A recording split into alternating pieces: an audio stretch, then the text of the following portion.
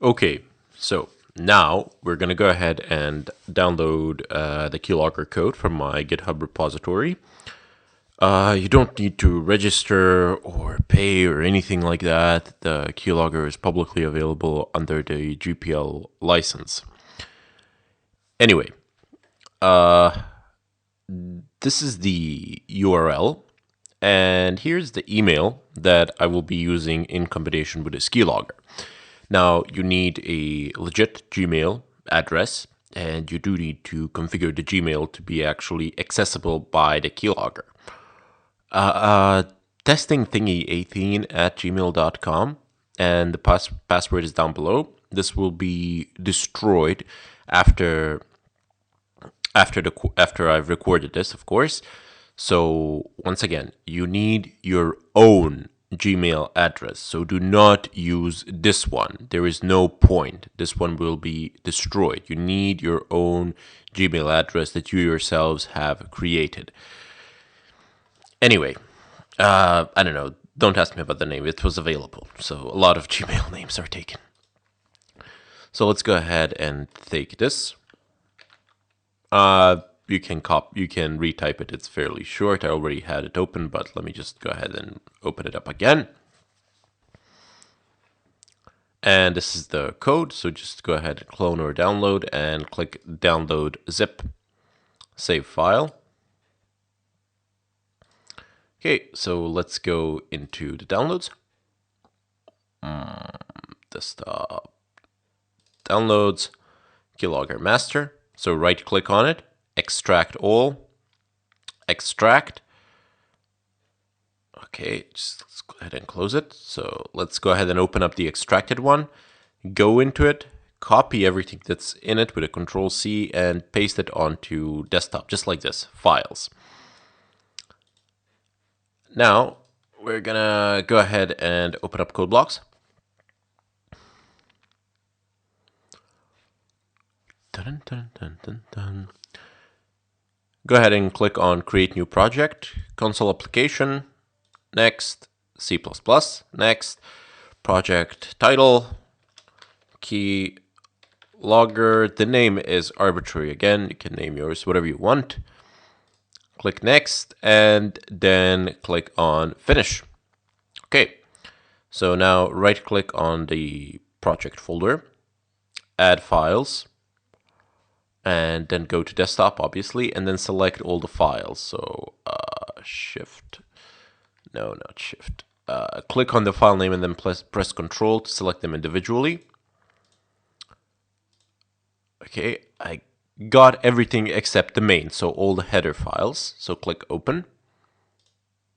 Okay. And now under the headers, you have all the header files. Under the sources, you have this, and we're gonna go ahead and click on Remove. Okay. Yes, because I don't need it. And then right-click on the project folder again and click on Add Files, and then select Main, Open. Okay. And then under the sources, you will have Main. Anyway, now go into the Send Mail. Let me just go ahead and zoom it in as much as I can. And take your email address. So this is going to be mine. I'll show you how to configure the email address as well a little bit later, but I'm pretty sure that everybody out there knows how to actually create a Gmail account. So that part I shouldn't have to explain. Okay, so let's just paste it here, and instead of this, let's just paste it here, and let me just go ahead and take the password as well,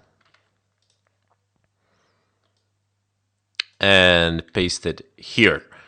Now, this is all fine and dandy. You can press Ctrl S to save it. You can go into the keybhook.h, scroll down. Is it here? Let me just go ahead and see if I can remember. There we go. So it says 2000 times 60. This stands for 2 minutes, basically. 2 times 2000 times 60, that's 2 minutes. So if you wish to change the timer interval for sending the email, you can change it here. For debugging purposes, I would suggest to keep it low, but you can change it to anything like, it can be like send a file every day or every hour or every week or whatever. I think 2 minutes is a very reasonable amount of time for debugging and real world usage as well. So every 2 minutes, whatever it assembles into a file, it actually sends via mail. Anyway, that part is done.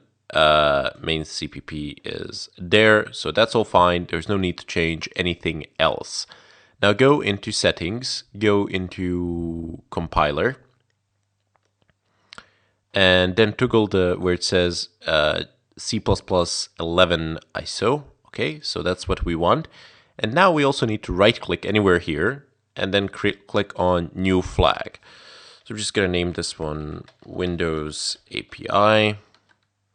And compiler flag. The name is arbitrary, but the compiler and linker flags are not arbitrary. They need to be exactly as I typed them in. So M Windows and -M Windows. Here, let me actually write it out for you in Notepad so that you can see it, because the font is kind of small there and I can't increase it. So this is what it needs to be written there, -M Windows. Okay, so click on OK and then enable that as well. Click on OK. That's it. You can press Ctrl S to save it one more time and then press the gear icon next to the green play button. Okay, so it compiled it, no problems, it is running. It does have a pop-up window when you compile and run it in code blocks, but once the keylogger is actually started from the command line, or once the exe file is started, this thing doesn't actually show at all. So I'm just going to go ahead and close it. I will open up task. No, Cortana, no, not interested. Yes, I am positive.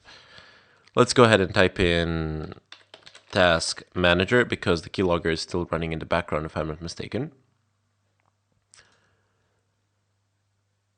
Under the code blocks. Okay, so this is not running. There we go. So the keylogger is indeed running. So let's go ahead and click end task so that we don't have a keylogger running. Okay, now that we have ended this task, let's go ahead and close this. And we're no longer going to be needing code blocks either. So sure, save changes. Yes, save them again. And I'm no longer going to need this on desktop, so I'm just going to go ahead and delete that as well. You can also delete the downloaded files if you want. I'm going to go into the keylogger, and then I'm going to... the keylogger is the project folder of code blocks. It should be in the same place for you as it is for me. Go into bin and then go into debug, and you have keylogger here. So just copy this onto desktop. So just paste it here. There we go. Just go ahead and close this and this. And I no longer need this, so don't save. And there you go. So you have a compiled keylogger that is fully functional, running, and that will send emails to that particular email address which you have actually typed in. Okay, so I'm gonna go ahead and bid you farewell here. In the follow-up tutorials, we're gonna go ahead and create some scripts and some other programs which we will need in addition to this.